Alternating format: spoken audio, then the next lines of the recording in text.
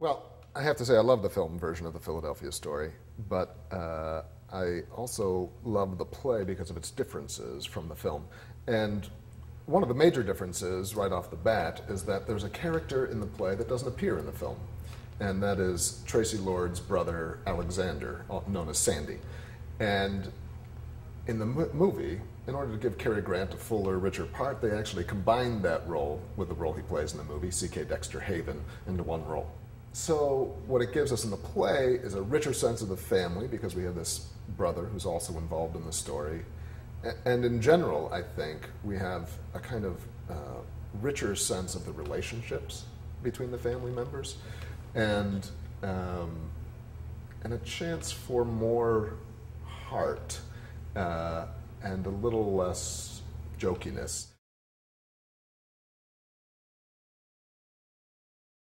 Life, Love, and Other Inventions.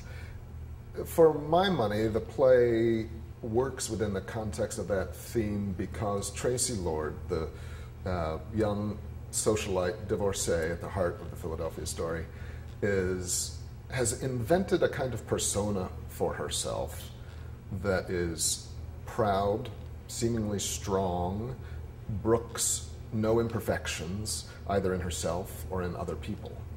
And the journey of the play is about her first husband, C.K. Dexter Haven, coming to bust up that notion of herself. So she's created this kind of myth about herself and how she appears to other people, and it causes a kind of terrible strain on her because she doesn't allow herself to make mistakes in life.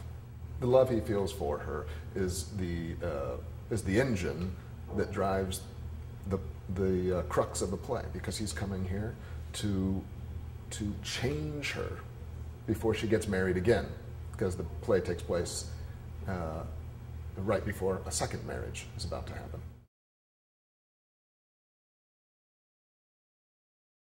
It's a great holiday show.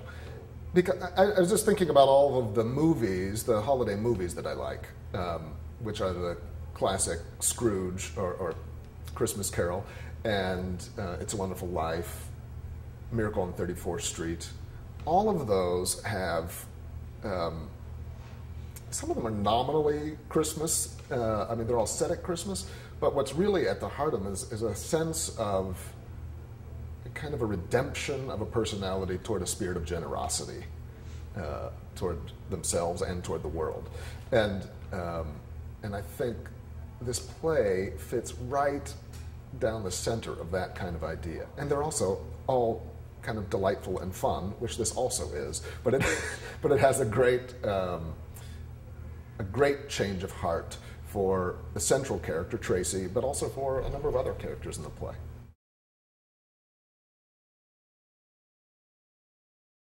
The design elements have been really a kind of great joy to work on.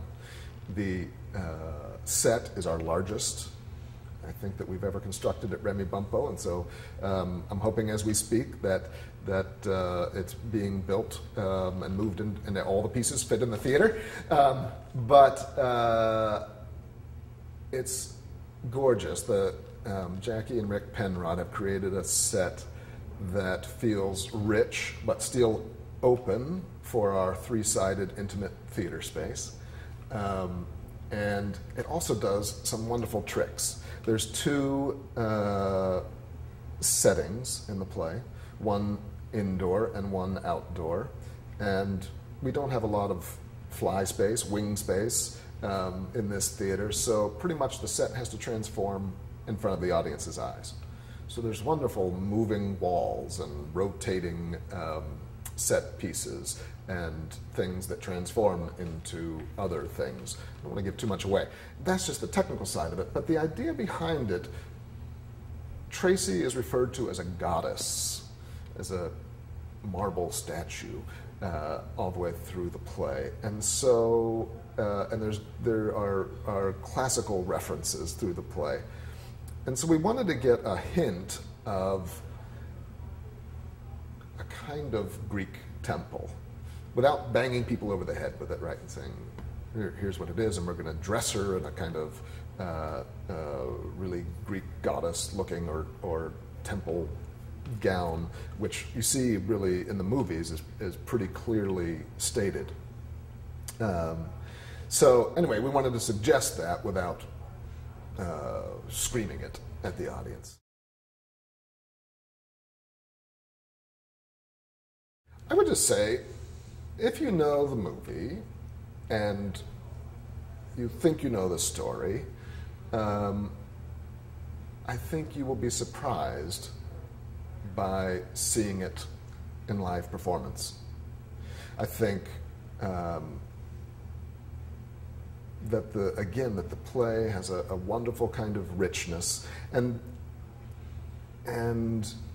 I think the movie in some way was so dominated by the personalities of the actors involved, Cary Grant and Jimmy Stewart and Katharine Hepburn, that I think this production will allow people to see into the story past those star personalities and let them really see what Barry's after in the play in a way that the movie doesn't quite fully give us, just because that star quality gets in the way a little bit.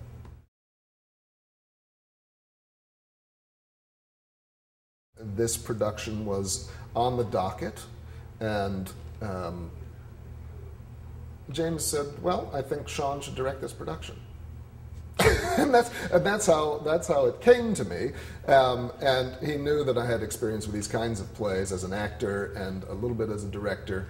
And so I think he felt it was a natural choice for me to work on this show.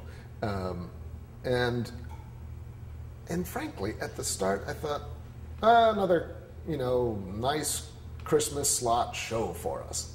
And the more I got into reading it over the summer and thinking about it and casting the actors, it's just a really, really, it's an extraordinarily moving and fun play that I think will surprise you when you come.